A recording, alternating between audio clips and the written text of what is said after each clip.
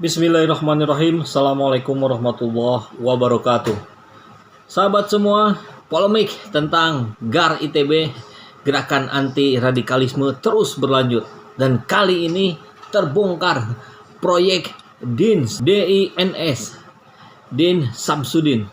Luar biasa ya. Ini kita lihat ini laporan keuangannya. Dan ini sudah diakui oleh Jubir GAR ITB, Sinta Madesari. Ini lihat laporan keuangannya menggunakan KOP, Gerakan Anti Radikalisme, alumni Institut Teknologi Bandung. Dan itu sudah dinyatakan oleh Rektorat atau Ikatan Alumni ITB-nya bahwa itu adalah organisasi yang tidak resmi, tapi pergerakannya seperti yang resmi gitu ya, pakai KOP surat, membuat laporan sampai ke menteri dan seterusnya. Ya, di sini di laporannya berjudul laporan keuangan proyek DINS. Berarti ini memang dikhususkan. Artinya apa yang disinyalir oleh para tokoh-tokoh agama gitu, bahwa ini adalah upaya sistematis untuk menyudutkan tokoh Islam, bahkan untuk menyudutkan Islam, sudah terjadi.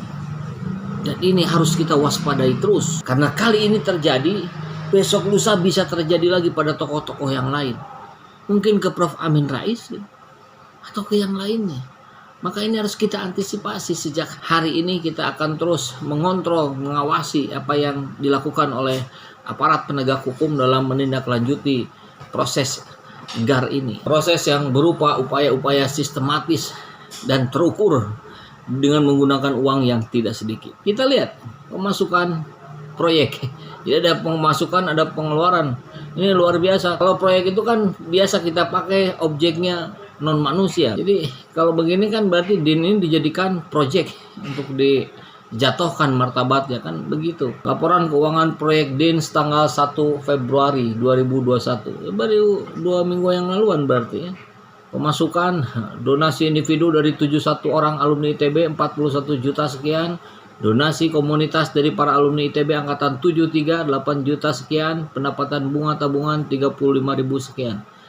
Jumlah total pemasukan 50 juta sekian. Ya kalau kita coba hitung-hitungan kasar aja ya, 41 donasi individual 41 sekian, berarti ya mungkin per orangnya sekitar 600 ribuan.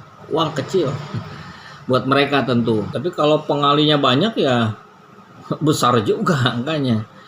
Dan tidak kalah besar juga ini pengeluarannya, biaya pasang dan penjagaan spanduk pecat DS tanggal 9 Juni 2020. Wow, jadi sudah dimulai dari pertengahan tahun lalu rupanya ya. 5 juta sekian. Bikin spanduknya berapa banyak ini ya? Kan spanduk 4 meter, semeternya sekitar 20 ribuan, 80 ribu ini. Mungkin yang besarnya ini biaya penjagaan spanduknya. Jagain spanduk kayak gimana bentuknya ya? Ada orang khusus gitu ya di depan spanduk dijagain sambil bawa senjata.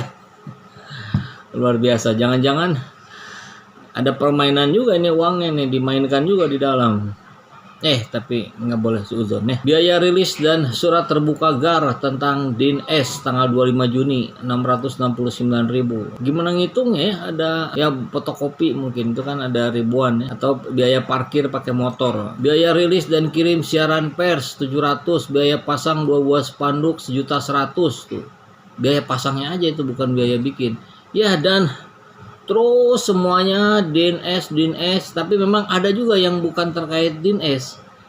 Dukung biaya 1 buah papan bunga, dukung Polda Metro Jaya 8 Desember. Oh, ini salah satu kontributor dari karangan bunga di Polda Metro tempo hari. Ini katanya banyak yang nggak dibayar juga tuh karangan bunganya, kan kasihan penjual bunganya itu. Dukung Brimopolri, dukung Menko Polhukam, dukung Unpad, dukung Menpan. Ini benar-benar nampak tertata sekali kalau juru besarnya Project DINS, kemudian di sininya ada dukung Polda Metro, dukung Brimob, dukung Menko Polhukam.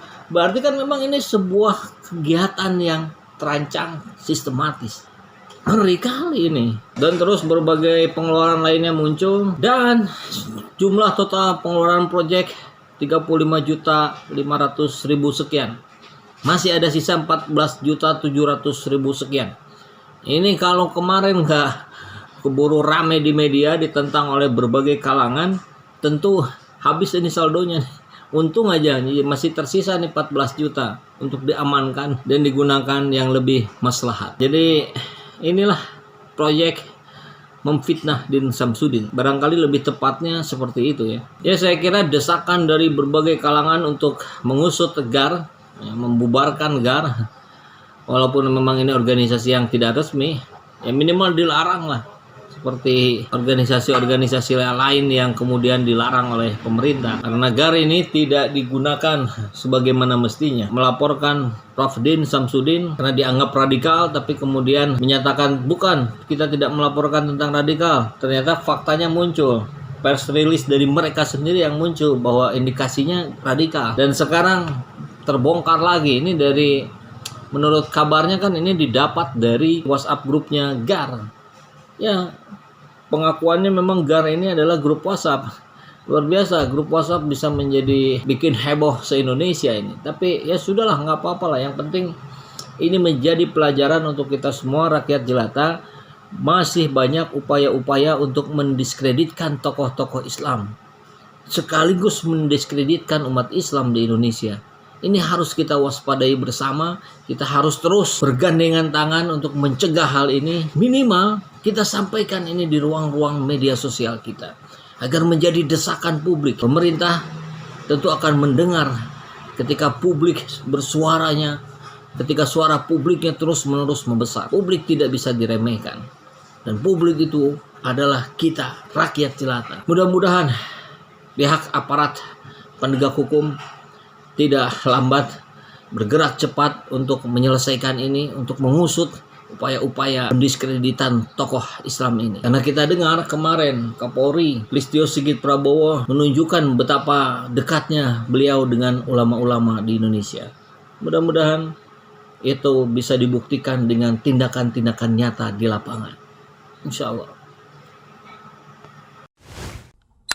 Bolehlah kita mengatakan kalau Bandung adalah ibu kota tahfidz Indonesia. Karena saking banyaknya yayasan dan rumah tahfidz yang berdiri di kota ini.